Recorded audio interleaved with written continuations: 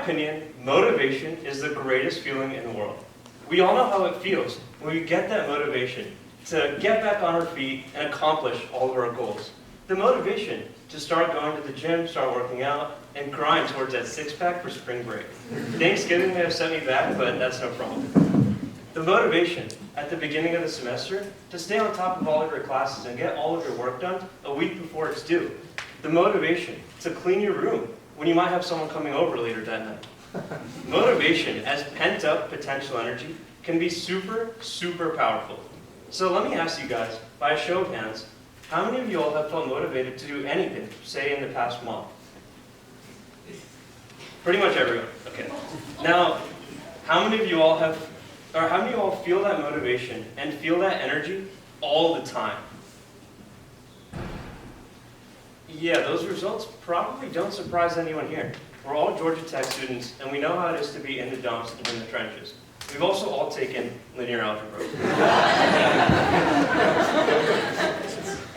No, but seriously, you're never going to be motivated all the time. It's not possible. It's just not human nature. And so I've learned a lot about motivation in the last few years of my life, and I want to share with you all today what I've learned. My name is Chawla, and I'm a senior here at Georgia Tech. I'm from Northern Virginia, so shout out to my Nova guys in the audience. And yeah, I guess this journey starts back in high school. So in my senior year, I did research in computer vision to basically track points on the body without having to use any sort of extra hardware or any extra cameras. And we did just that, so you can see the pink dot and the blue dot on the mouse. We were able to track the pause of it just by taking a video and then using machine learning to get the coordinates throughout the video. At this time, this technology was super, super new. Fast forward to my freshman year of college, where I met my good buddy, Kunal. I like to think that I'm the better looking one, but that's neither here nor there. Kunal, who despite being a personal trainer, actually herniated a disc in his back doing a deadlift. And so, that's pretty ironic and pretty tough news. But as Kunal and I became really good friends, we decided to team up with our experience in healthcare and technology, and we came up with Apex. So I promise this isn't a startup pitch, but bear with me. So, with that same computer vision technology that you saw earlier, we decided to help people basically work out and get real-time feedback as they're doing an exercise. So you see this lady, she's doing a dead bug. She set her phone up against the wall, and if she's bending her back too much as she's doing the exercise, she would hear in her headphones or through the iPhone speaker, make sure your back is straight. So we decided to take this idea and compete in the Randall Family Big Idea competition, to start a competition out of the University of Pittsburgh. And we actually won. We won third place and we won $5 grand. And you can imagine, I was super stoked and super motivated at that point. I felt like I was about to be the next Mark Zuckerberg of Georgia Tech, build the next Instagram, build the next Facebook. And there's going to be moments where you're going to be super motivated and you can feel like you can conquer anything that's in front of you. That's how or at least that's how I felt at the time. But as Sir Isaac Newton said, every action has an equal and opposite reaction. There's going to be moments where everything is going right, but there's also going to be moments where nothing is going right. There's going to be moments where you might want to do something, but you're afraid of what everyone's going to think. Moments where you want to move forward, but the path ahead is unknown. There's going to be roadblocks, and it's going to be easy to feel like giving up in these moments, and that's perfectly normal. Just 3 months after the startup competition, we were actually nearly dead as a company. We only had $1,000 left in the bank, and we were almost out of money. We'd spend it all on developing an iOS app because you need a MacBook to do that, but I happened to have a Windows laptop at the time. And so, we basically, got back on our feet, but yeah, we were super unmotivated at that point, back at step 0, and nothing but a feeling of being completely lost. The thing is, feeling unmotivated is easy. When you've only gotten 4 hours of sleep the last night, it's easy to stay in bed, skip linear the next morning, and not go to that morning workout.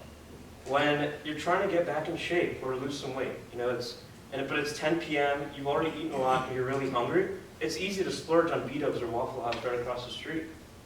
This next one doesn't happen too often since it's Georgia Tech, but when you see that cute girl or you see that cute guy on campus, myself included, right?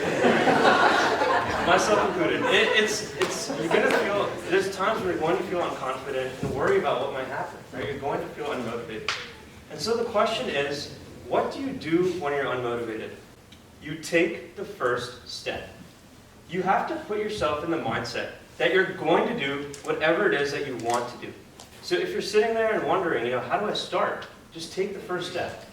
What I do is I'll literally get to the ground and start doing 5 push-ups. Or, as ridiculous as it sounds, I'll go to the bathroom and even start just brushing my teeth. It sounds like a complete joke, but I'm seriously, completely serious. It's because it changes the state that I'm in, right? I go from a state of laziness and confusion to a state of all right, let's go, I'm fired up, right? And taking the first step, helps you get started, but hear me out, it also breaks the laws of physics. You're probably wondering, what the heck does that mean, right? So we all know conservation of energy, right? Energy cannot be created or destroyed. As potential energy goes up, kinetic energy goes down, and vice versa. Georgia Tech students, we all know this. But when you take the first step, you actually increase both your potential and your kinetic energy. When you start building, start doing, and start creating, you start learning from your mistakes and gaining new skills and lessons, which is potential energy. And then you can channel that and use that to even move faster and move more focus into whatever it is you're doing, increasing your kinetic energy. So taking the first step defies the laws of physics. As Arnold Glasgow once said, success isn't a result of spontaneous combustion. You must set yourself on fire.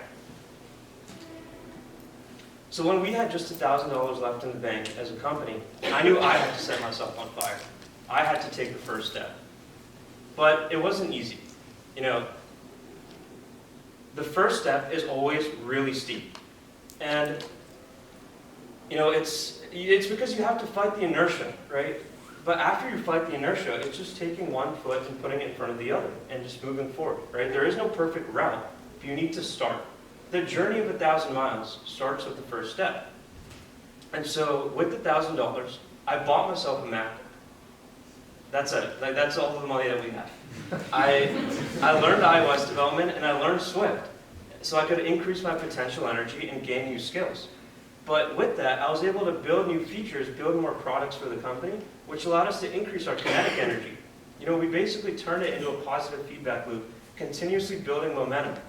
And, fast forward to now, I'm no iOS expert, but I am the president of the iOS Club here at Georgia Tech. And we've actually raised money as a company from Chris Klaus, the Klaus who donated the CS building here. And so, looking forward, I'm excited to graduate and move out to San Francisco to build a company. But this all happened because back when we were at step 0, we didn't try to jump to step 100. You can't always go 0 to 100 real quick. But what you can do is go from step 0 to step 1. Taking the first step is a muscle, right? Just like courage. We all learn this. Taking the first step is a muscle, and the more consistently you work it, the better it gets.